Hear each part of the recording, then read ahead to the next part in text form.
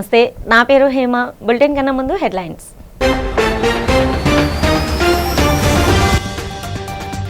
ఏలూరు జిల్లాలో మీ భూమి మీ హక్కు కార్యక్రమంలో పాల్గొని రైతులకు పట్టాదారు పాస్బుక్లు అందజేసిన ముఖ్యమంత్రి చంద్రబాబు. ప్రజా సమస్యల పరిష్కారమే ఎజెండాగా ప్రభుత్వం ముందుకు సాగుతుందని వెల్లడి.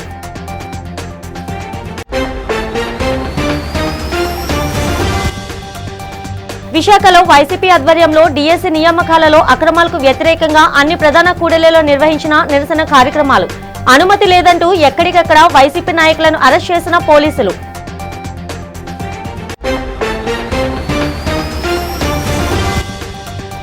విశాఖ ఆరిలోవ కొండవాలు ప్రాంతంలో పులి సంచరిస్తున్నట్లు సోషల్ మీడియాలో ఫేక్ ప్రచారం. నకిలీ వార్తను సోషల్ మీడియాలో పెట్టిన వ్యక్తిని అదుపులోకి తీసుకున్నట్టు వెల్లడించిన ఆరిలోవ సిఐ శ్రీనివాస్.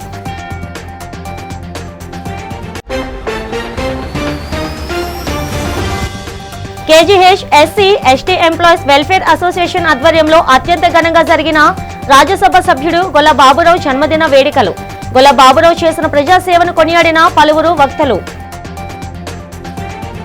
ఏలూరు జిల్లా కలకలంలో నిర్వహించిన మీ భూమి మీ హక్కు కార్యక్రమంలో ముఖ్యమంత్రి చంద్రబాబు నాయుడు ముఖ్య అతిథిగా పాల్గొని రైతులకు పట్టాదారు పాస్ పుస్తకాలను పంపిణీ చేశారు.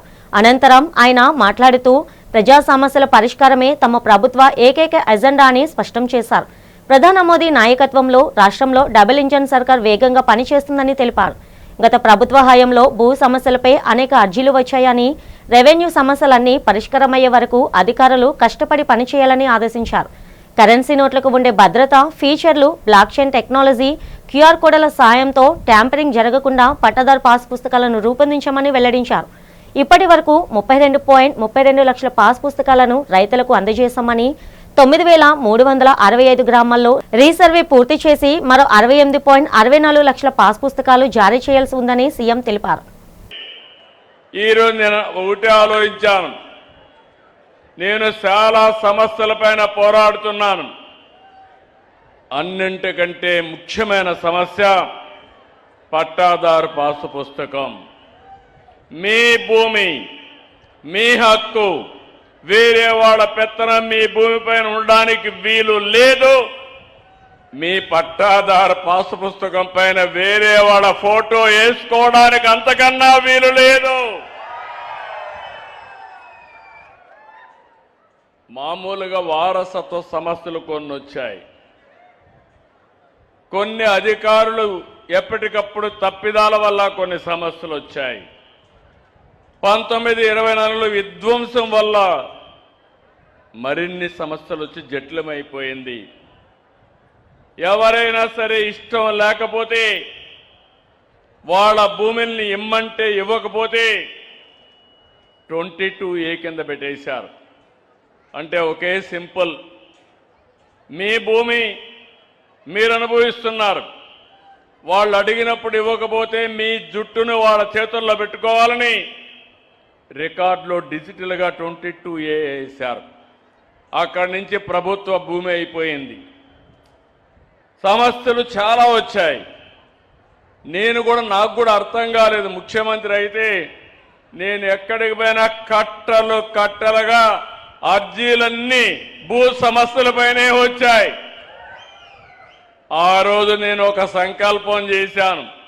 ఎట్టి పరిస్థితుల్లో ఈ సమస్య పరిష్కారం చేసే వరకు వదిలిపెట్టనని ఒక సంకల్పం చేశాను. కలెక్టరేట్ మీటింగ్ హాలులో నిర్వహించిన పీజీఆర్ఎస్ లో ప్రజల నుంచి జిల్లా collector M Abhishek Kishore, joint collector Gobbila Vidyadhari వినతులు స్వీకరించారు. ప్రజా సమస్యల పరిష్కార వేదికకు జిల్లాలోని పలు ప్రాంతాల నుండి ప్రజలు తమ సమస్యలను ఉన్నతాధికారులకు విన్నవించుకునేందుకు తరలివచ్చారు. ప్రధానంగా రేషన్ కార్డులు, పింఛన్లు, ఇళ్ల స్థలాలు, రెవెన్యూకు సంబంధించిన అర్జీలు ఎక్కువగా అధికారులకు వచ్చాయి. ప్రజల నుండి స్వీకరించిన అర్జీలను సంబంధిత శాఖల అధికారులు అందజేశారు. ఈ సందర్భంగా జిల్లా కలెక్టర్ అభిషేక్ కిషోర్ మాట్లాడుతూ పీజీఆర్ఎస్ లో వచ్చే ఫిర్యాదులను జాప్యం చేయకుండా పరిష్కరించాలని అధికారులను ఆదేశించారు. నిర్ణీత గడువులోగా సమస్యలను పరిష్కరించాలన్నారు. ఏవైనా సమస్యలను పరిష్కరించలేకపోతే ఏ కారణం చేత పరిష్కరించలేకపోయామో అర్జీదారులకు తెలియజేయాలని కలెక్టర్ ఆదేశించారు. కఠోర శ్రమ, అంకిత భావంతోనే ఏ రంగంలోనైనా విజయం సాధించవచ్చని విజయనగరం జిల్లా కలెక్టర్ ఎస్ రామసుందర్ రెడ్డి స్పష్టం చేశారు. స్థానిక విజయ్ స్టేడియంలో నిర్వహించిన అమరావతి ఛాంపియన్షిప్ జిల్లా స్థాయి ఆటల పోటీలను జిల్లా ఎస్పీ ఏఆర్ దామోదర్తో కలిసి ఆయన సోమవారం ప్రారంభించారు. ఖోఖో, కబడ్డీ, హాకీ, వాలీబాల్, యోగా క్రీడల్లో ప్రారంభమైన ఈ పోటీల సందర్భంగా హాకీ మాంత్రికుడు మేజర్ ధ్యాన్ చంద్కు నివాళి అర్పించారు. మేజర్ ధ్యాన్ చంద్ జీవితాన్ని ఆదర్శంగా తీసుకుని క్రీడాకారులు రాష్ట్ర స్థాయి పోటీల్లో ప్రతిభ చాటి జిల్లాకు మంచి పేరు తేవాలని కలెక్టర్ పిలుపునిచ్చారు. గెలుపొందిన వారిని కలెక్టరేట్ ఆడిటోరియంలో సత్కరిస్తామని ప్రకటించారు. పాఠశాల స్థాయి నుంచి క్రీడలను కెరీర్గా ఎంచుకోవాలని కోరిన ఎస్పీ దామోదర్ రాష్ట్ర స్థాయి పోటీలో గెలిచిన జట్టుకు 10,000, వ్యక్తిగత విజేతలకు 5,000 నగదు బహుమతి ఇస్తామని వెల్లడించారు. ఈ కార్యక్రమంలో పలువురు ప్రజాప్రతినిధులు, క్రీడా శాఖ అధికారులు, విద్యార్థులు పెద్ద సంఖ్యలో పాల్గొన్నారు. ఆ కార్యక్రమాన్ని సక్సెస్ చేసినందుకు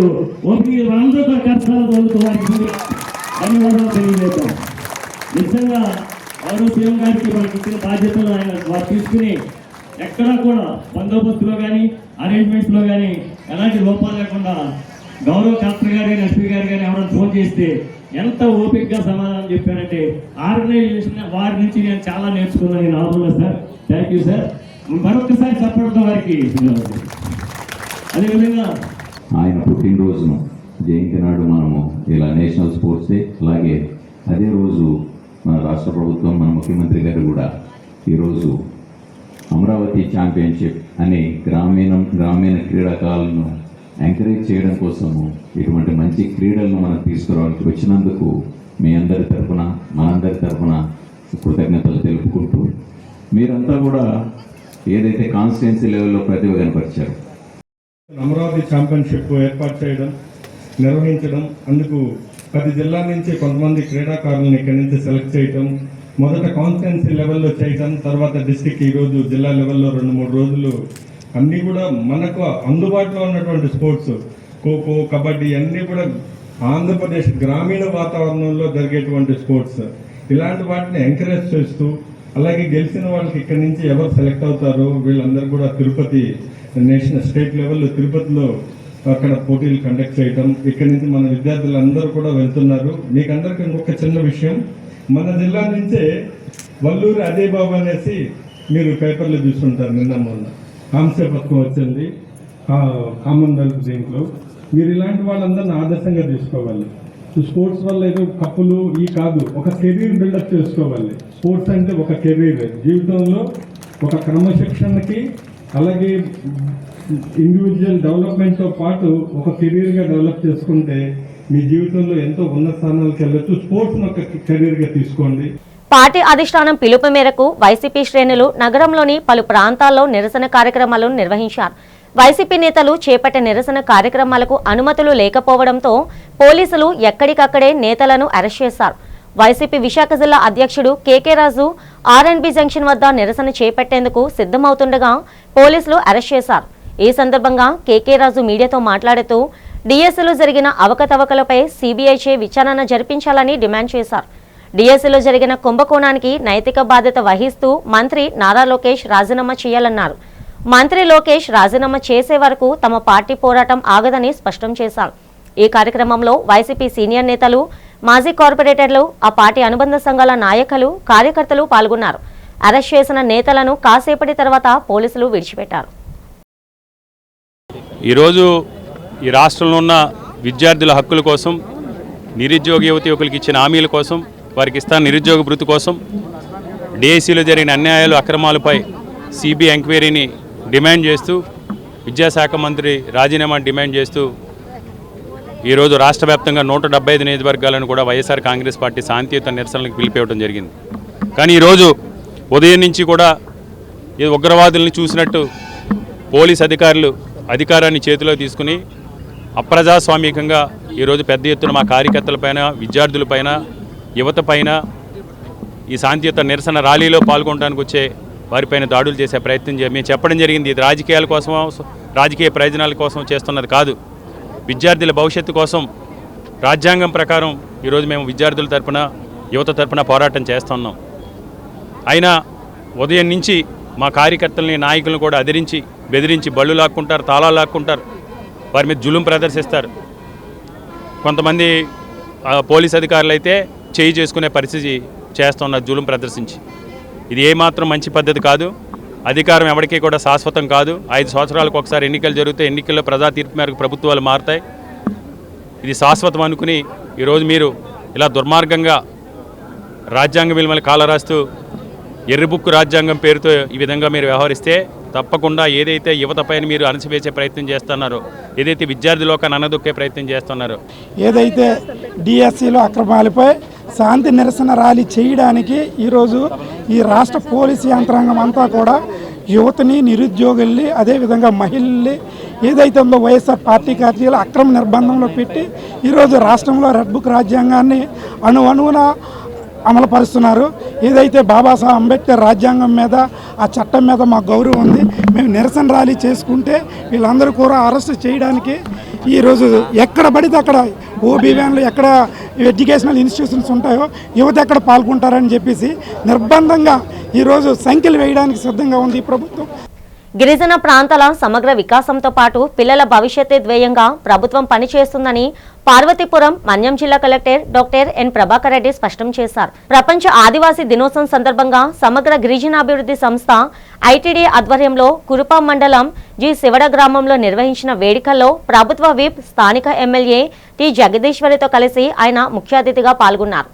ఈ సందర్భంగా కలెక్టర్ మాట్లాడుతూ ఆదివాసుల విద్య, వైద్య, ఆర్థిక రంగాలు మెరుగుపడేలా సంక్షేమ పథకాలను గిరిజనులు సద్వినియోగం చేసుకోవాలని పిలుపునిచ్చారు. జిల్లా వ్యాప్తంగా ఇప్పటి వరకు 1.95 లక్షల మందికి మలేరియా పరీక్షలు నిర్వహించామని, ప్రతి పీహెచ్సీలోనూ నివారణ మందులు సిద్ధంగా ఉంచామని తెలిపారు. పాఠశాల విద్యార్థులకు స్వల్ప అనారోగ్యం చేసిన తల్లిదండ్రులు తొందరపడి ఇళ్లకు తీసుకువెళ్లవద్దని, హాస్టళ్లు, పాఠశాలలోనే ఉంచి ఏఎన్ఎంలు, వైద్య సిబ్బంది పర్యవేక్షణలో మెరుగైన చికిత్స అందించేలా చూడాలని విజ్ఞప్తి చేశారు. అనంతరం జగదీశ్వరి మాట్లాడారు. అంతర్జాతీయ ఆదివాసీ దినోత్సవం సందర్భంగా మనకు ఉపయోగపడేటువంటి ఒక అద్భుతమైనటువంటి మల్టీపర్పస్ సెంటర్ అనేటువంటి దాన్ని ప్రారంభించుకోవడం చాలా సంతోషంగా ఉంది. ఇది మనకు చాలా రకాలుగా ఉపయోగపడుతుంది. పిల్లలకు మంచి లేటెస్ట్ సదుపాయాలు, డిజిటల్ క్లాసులు. బిల్డింగ్ అనేది చాలా చక్కగా నీట్గా ఉంది. మరి అన్ని దగ్గరలో కూడా ఇంత చక్కటి బిల్డింగ్ లేదు. కానీ ఈరోజు ఈ సాకి గ్రామంలో ఈ బిల్డింగ్ రావడం మనందరూ అదృష్టం. కాబట్టి దీన్ని మీరు చక్కగా హెల్త్కి, అలాగే చిన్నపిల్లలు చదువుకోవడానికి అన్నిటికీ ఒకే దగ్గర, ఒకే చోట ఉండడం వలన మన అదృష్టం. మరి కూటమి ప్రభుత్వం ఏర్పడిన తర్వాత ప్రతి చోట్ల కూడా గిరిజనులు ఆరోగ్యపరంగా ఇబ్బంది పడకుండా ఉండాలనేదే సీఎం గారి కాన్సెప్ట్. దానివలన కూటమి ప్రభుత్వం, మన సీఎం గారు నారా చంద్రబాబు నాయుడు గారు, అలాగే డిప్యూటీ సీఎం గారు పవన్ కళ్యాణ్ గారు, మోదీ గారి సహకారంతో ఇవన్నీ కూడా గిరిజన ప్రాంతాల్లో ఉన్నటువంటి ఏవైతే ఈ హెల్త్ సెంటర్స్ ఉన్నాయో ఇవన్నీ కూడా చేయడం జరుగుతుంది. విశాఖ దక్షిణ నియోజకవర్గం వైసీపీ ఇన్ఛార్జ్ మాజీ ఎమ్మెల్యే వాస్పల్లి గణేష్ కుమార్ ను పోలీసులు అరెస్ట్ చేసి 3 టౌన్ పోలీస్ స్టేషన్ కు తరలించారు. డిఎస్సీలో అక్రమాలు జరిగాయంటూ వైసీపీ నేతలు నిర్వహించే నిరసన కార్యక్రమాలకు అనుమతి లేవని పోలీసులు తేల్చి చెప్పారు. వాస్పల్లి గణేష్ కుమార్ తో పాటు పలువురు నేతలను పోలీసులు అదుపులోకి తీసుకున్నారు. నిరసన కార్యక్రమాలు చేపట్టేందుకు అనుమతి లేకపోవడంతో ఆందోళనకారులను అదుపులోకి తీసుకున్నామని పోలీసులు తెలిపారు. వైసీపీ నేతలను అరెస్ట్ చేసిన కాసేపటి తర్వాత పోలీసులు వారిని విడిచిపెట్టారు. ఈ సందర్భంగా ఎమ్మెల్యే వాస్పల్లి గణేష్ కుమార్ మాట్లాడుతూ తమ ఉద్యమాన్ని రాష్ట్ర ప్రభుత్వం ఉక్కుపాదంతో అణచలేదని స్పష్టం చేశారు. డిఎస్సీలో అర్హులైన అభ్యర్థులకు న్యాయం జరిగే వరకు పోరాడతామన్నారు. తక్షణమే ప్రభుత్వం సిబిఐ విచారణ జరిపించి అర్హులకు న్యాయం చేయాలన్నారు. డిఎస్సీలో కుంభకోణం జరిగిన మంత్రి పదవిలో కొనసాగడానికి లోకేష్ సిగ్గులేదా అని ప్రశ్నించారు. రాజ్యసభ సభ్యులు గొల్ల బాబురావు చేస్తున్న ప్రజాసేవ కార్యక్రమాలను YSR Trade Union Congress KGH విభాగం KGH SC ST Employees Welfare Association అధ్యక్షులు నీలాపు శ్రీనివాసరావు కొనియాడారు. YSR Trade Union KGH SC ST Employees Welfare Association సంయుక్త ఆధ్వర్యంలో బాబురావు జన్మదిన వేడుకలు జరిగాయి. నీలాపు శ్రీనివాసరావు పండ్లు, అల్పాహారాన్ని పేదలకు భారీ ఎత్తున పంపిణీ చేశారు. ఈ సందర్భంగా శ్రీనివాసరావు మాట్లాడుతూ గొల్ల బాబురావు నిరంతరం ప్రజల మధ్య ఉంటూ ప్రజా సంక్షేమానికి చేస్తున్న సేవలు అమోఘమన్నారు. ప్రజా సంక్షేమానికి, రాష్ట్ర అభివృద్ధికి బాబురావు చేస్తున్న సేవలను ప్రశంసించారు. రాజకీయాలకు అతీతంగా ప్రజలందరికీ తన సేవలు అందించడం బాబురావు విశేషమన్నారు. ఈ కార్యక్రమంలో వైసీపీ విశాఖ జిల్లా మహిళా కార్యదర్శి నీలాపు లక్ష్మి, వైసీపీ సీనియర్ నేతలు ఇంటి గురుమూర్తి, చింతాడ సూర్యం, చిరంజీవి, సూర్యకాంతం, భాస్కర్ రావు, అసోసియేషన్ నేతలు పాల్గొన్నారు. ఆగస్టు 10వ తారీఖు నా జన్మదినం. నిజంగా నా జన్మదినం ఇంత ఘనంగా ఇంతమంది మధ్యలో చేసుకుంటూ ఉంటే నాకు నిజంగా పూర్వజన్మ సుకృతం. ఎంతో పేద కుటుంబంలో పుట్టినవాడిని, కష్టపడి చదువుకుని అధికారిగా, డిస్ట్రిక్ట్ డెవలప్మెంట్ ఆఫీసర్గా, జాయింట్ కమిషనర్ పంచాయతీరాజ్గా ఎన్నో సంవత్సరాలు 24 సంవత్సరాల పైన నేను పనిచేసి మా పాయకరావుపేట ప్రజల దయవల్ల 3 సార్లు ఎమ్మెల్యేగా గెలిచి జగన్ గారి దయవల్ల మళ్ళీ ఎంపీ రాజ్యసభగా పార్లమెంటులో అడుగుపెట్టడం అనేది నా జీవితానికి ఒక చరిత్ర. ఈ చరిత్ర ఇంతటితో ముగిసిపోకుండా ఇంకా వచ్చేటువంటి సంవత్సరాల్లో ఆ భగవంతుడు, మా సూర్య భగవానుడు నాకు బలాన్ని, శక్తినిచ్చి ఎంతో విశ్వాసంతో ఉండి విశాఖ ప్రజలకు సేవ చేసుకునేటువంటి భాగ్యం, మా పాయకరావుపేట ప్రజలకు సేవ చేసుకునేటువంటి భాగ్యం మెండుగా నిండుగా నాకు కలగజేయాలని నా దేవుడైనటువంటి ఆ సూర్యభగవానుడిని, భగవంతుడిని నేను కోరుకుంటూ ఈరోజు ప్రతి ఒక్కరు కూడా మన ఈరోజు గొల్ల బాబురావు రాజ్యసభ సభ్యులు మన కేజీహెచ్ తరపున జన్మదిన శుభాకాంక్షలు తెలుపుతూ ఈరోజు కేజీహెచ్లో ఎటువంటి ఆపద వచ్చినా, ఎటువంటి ఎవరికి వచ్చినా మీ కేజీహెచ్ ముందుండి ఎన్నో సేవా కార్యక్రమం చేస్తున్నాము. అలాగే పేదలు కానీ, రోగులు కానీ ఎవరు చెప్పినా సరే ఎల్లప్పుడు మా యూనియన్ ముందుండి ఎన్నో సేవా కార్యక్రమం చేస్తూ పేసి అందుబాటులో ఉంటున్నాం. ఈరోజు గొల్ల బాబురావు గారి జన్మదిన వేడుక జరుపుకున్నాం. మనకు చాలా ఆనందకరంగా ఉంది. ఆయన ఎల్లప్పుడు దళిత యువనేత, దళితులకి ఎటువంటి ఆపద వచ్చినా సరే నేనంటూ ఉన్నానని ముందుకు వచ్చి అన్ని విధంగా సహకారం అందించిన వ్యక్తి అంటే మన రాజ్యసభ సభ్యులు గొల్ల బాబురావు గారు. ఈరోజు అటువంటి వ్యక్తికి రాజ్యసభ సభ్యులుగా మరియు 3 సార్లు ఎమ్మెల్యేగా ఏకైక గెలిచి పాయకరావుపేట 3 సార్లు ఎమ్మెల్యేగా గెలిచిన వ్యక్తి మన గొల్ల బాబురావు గారు. ఈరోజు మన మాజీ ముఖ్యమంత్రి జగన్మోహన్ రెడ్డి గారు దళితులు గుర్తించి రాజ్యసభ సభ్యులు మన గొల్ల బాబురావుకి ఇచ్చారంటే ఆయనకి మన మాజీ ముఖ్యమంత్రి జగన్మోహన్ రెడ్డి గారు ఎల్లప్పుడూ రుణపడి ఉంటామని తెలియజేస్తూ ఈరోజు ఆగస్టు 10వ తారీఖునైన రాజ్యసభ సభ్యులు గొల్ల బాబురావు గారి జన్మదిన వేడుకలు ఈరోజు జరుపుకోవడం చాలా సంతోషకరంగా ఉంది.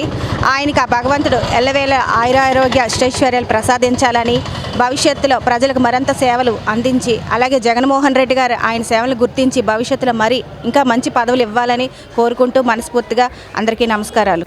జీవీఎంసీ ప్రధాన కార్యాలయంలో కమిషనర్ కేతన్ గారు ప్రజా సమస్యల పరిష్కార వేదిక కార్యక్రమాన్ని నిర్వహించారు. ఈ కార్యక్రమంలో జీవీఎంసీకి చెందిన పలు విభాగాల ఉన్నతాధికారులు హాజరయ్యారు. జీవీఎంసీ పరిధిలోని పలు ప్రాంతాలకు చెందిన ప్రజలు పీజీఆర్ఎస్ హాజరై తమ సమస్యలను నేరుగా కమిషనర్కు తెలియజేశారు. కమిషనర్ కేతన్ గారు ప్రజల నుండి అర్జీలు స్వీకరించి వారి సమస్యలను సావధానంగా ఆలకించారు. అనంతరం సంబంధిత అధికారులకు అర్జీలను అందజేసి సత్వరమే వాటిని పరిష్కరించాలని కమిషనర్ ఆదేశించారు.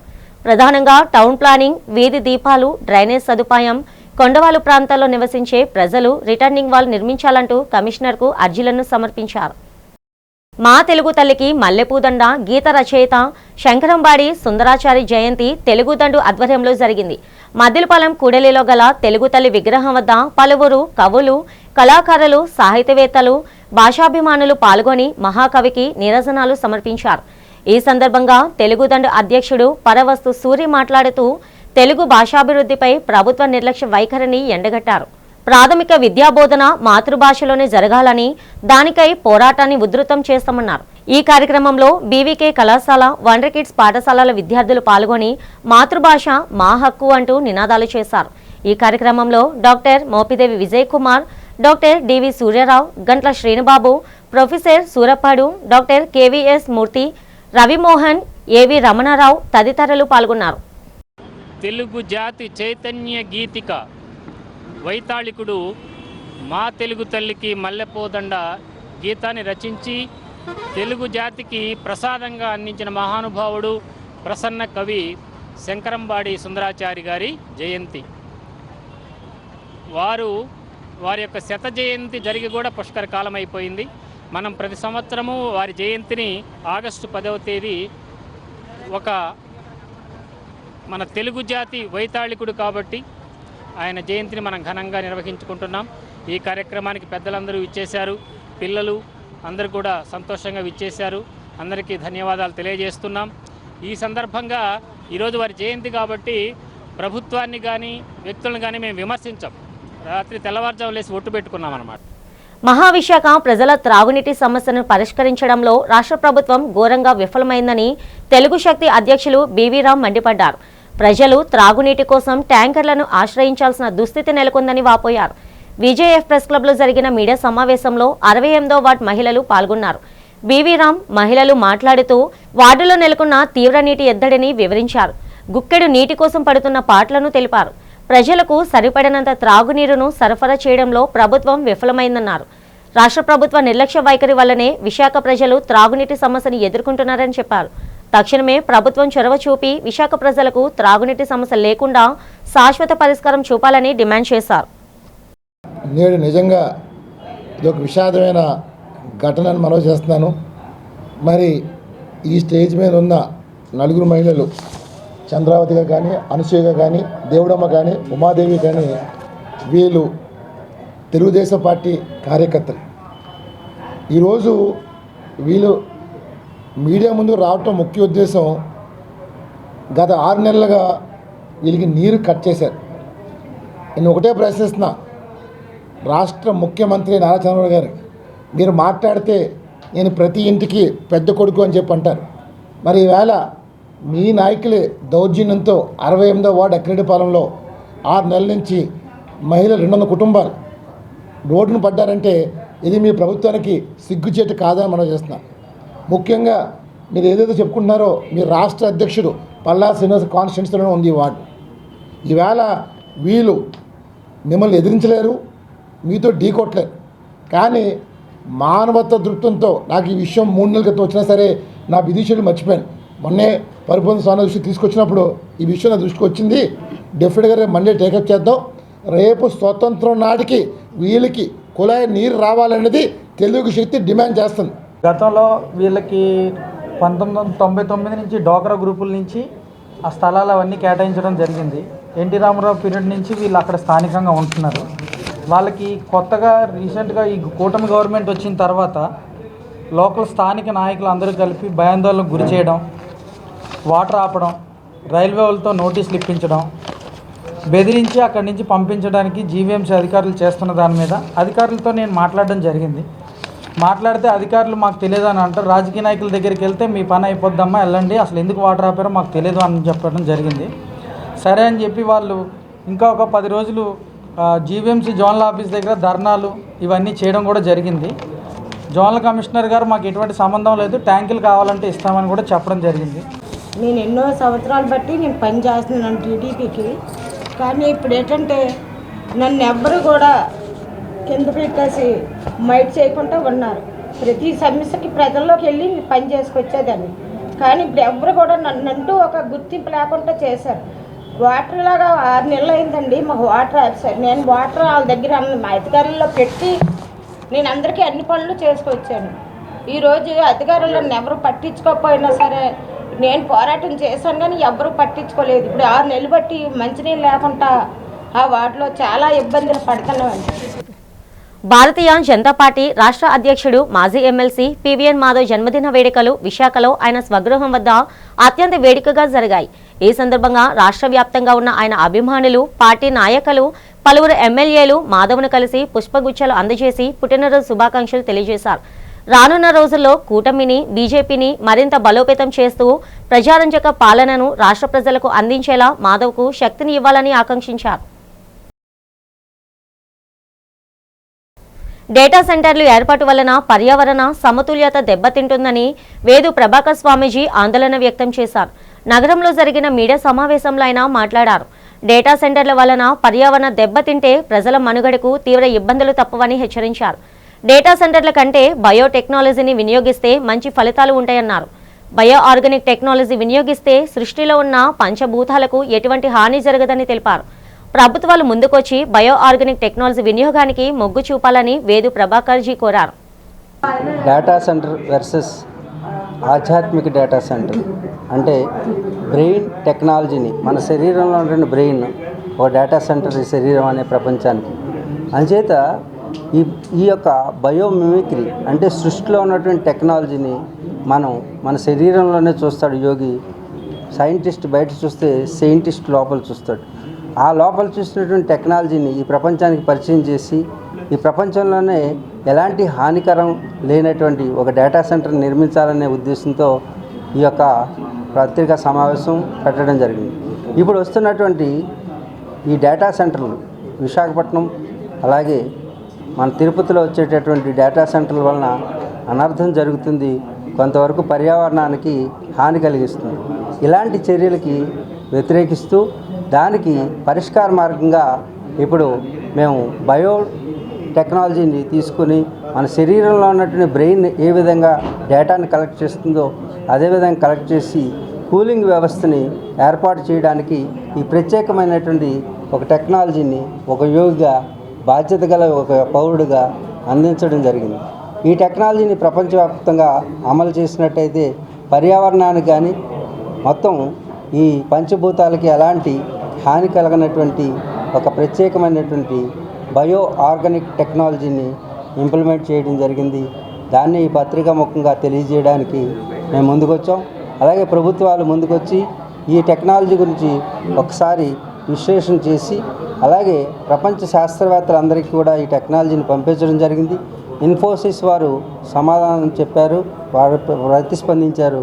తద్వారా Elon Musk Arilova police station పరిధిలోని చిన్నగదిలి కొండ ప్రాంతంలో పులి సంచరిస్తుందంటూ సోషల్ మీడియాలో జరుగుతున్న ప్రచారం కేవలం నకిలీదని ఆరిలోవ సీఐ శ్రీనివాస్ స్పష్టం చేశారు. ఇటీవల 112కి సమాచారం అందడంతో స్పందించిన పోలీసులు ఫోటో వీడియో విడుదల చేసిన అప్పలరాజును విచారించారు. అతని సహచరుడైన రాజు అనే వ్యక్తి ఇతర కళాశీలు కో డ్రైవర్లను భయపెట్టేందుకు ఆర్టిఫిషియల్ ఇంటెలిజెన్స్ A1 సహాయంతో సృష్టించిన నకిలీ పులి ఫోటోను చూపించినట్లు విచారణలో తేలింది. ఈ విషయమే స్పందించిన సీఐ సదరు వ్యక్తిని అదుపులోకి తీసుకున్నామని తెలిపారు. సోషల్ మీడియాలో వైరల్ అవుతున్న వార్తలు, ఫోటోలు పూర్తి అబద్ధమని, ప్రజలు ఎలాంటి ఆందోళన చెందవద్దని, ఇటువంటి ఫేక్ న్యూస్ను నమ్మవద్దని కోరారు. 12:30కి మాకు 112 కాల్ వచ్చింది. ఇక్కడ చిన్నగదిలి ఏరియాలోనే కొండ ప్రాంతంలోని ఒక టైగర్ సంచరిస్తున్నట్లుగా ఒక వ్యక్తి చూశారని చెప్పి కాల్ వచ్చింది. ఆ కాలర్కి ఫోన్ చేస్తే అతని పేరు అప్పలరాజు అని, అతను సిమెంట్ వ్యాన్ తనకు డ్రైవర్ అని చెప్పి అన్నాడు. ఆ కాలర్ని ఐడెంటిఫై చేసిన తర్వాత అతను అడిగితే నాకు ఇంకొక అతను రాజు అన్న వ్యక్తి చెప్పాడు సార్, అతను దాంట్లో మొబైల్లో ఫోటో కూడా తీశాడు సార్, మాకు చూపించాడు, అందులో అతను భయపడిపోయాడు అని చెప్పారు. ఆ తర్వాత అక్కడ కళాశీల అందరిని అడిగితే మేము ఎవరో చూడలేదు సార్, అతను మాత్రమే చూశాడని చెప్పి అన్నారు. ఆ తర్వాత రాజు అన్న వ్యక్తిని ఐడెంటిఫై చేసి అతనితో మాట్లాడితే అతను జస్ట్ అక్కడ కళాశీలకి కో డ్రైవర్స్కి థ్రెటనింగ్ చేయడానికి జస్ట్ ఏఐలో క్రియేట్ చేసిన ఫోటోని అతను షో చేయడం జరిగింది. అతను ఐడెంటిఫై చేసి తీసుకుని వచ్చాము. ఇప్పుడు ఇది ఏదైతే సోషల్ మీడియాలో స్ప్రెడ్ అవుతుందో ఇది అంతా కూడా ఈ వీడియో కానీ మెసేజ్లు కానీ ఇవంతా కూడా ఫేక్ అండి. దయచేసి ఈ పులి సంచరిస్తున్న న్యూస్ మాత్రం ఫేక్. దయచేసి ప్రజలందరూ కూడా గమనించవలసిందిగా కోరుతున్నాను. బులెటిన్ ముగిస్తున్న హెడ్లైన్స్ మరోసారి.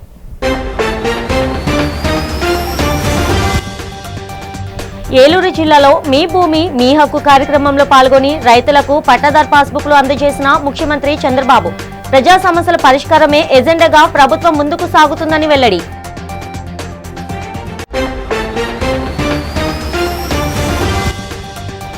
విశాఖలో వైసీపీ ఆధ్వర్యంలో డిఎస్సి నియామకాలలో అక్రమాలకు వ్యతిరేకంగా అన్ని ప్రధాన కూడళ్లలో నిర్వహించిన నిరసన కార్యక్రమాలు. అనుమతి లేదంటూ ఎక్కడికక్కడ వైసీపీ నాయకులను అరెస్ట్ చేసిన పోలీసులు.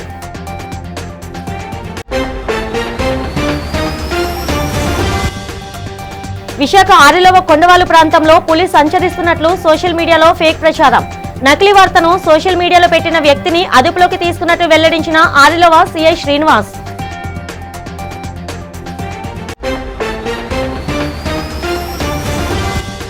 KGH SC ST Employees Welfare association ఆధ్వర్యంలో అత్యంత ఘనంగా జరిగిన రాజ్యసభ సభ్యుడు గొల్ల బాబురావు జన్మదిన వేడుకలు.